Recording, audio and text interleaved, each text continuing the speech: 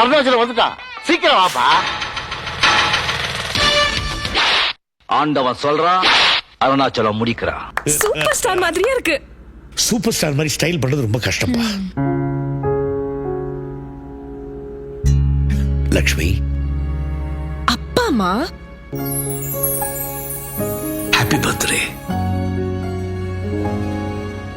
அம்மா, உங்க favourite song.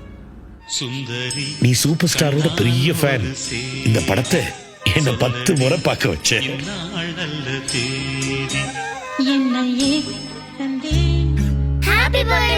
அம்மா, அப்பா.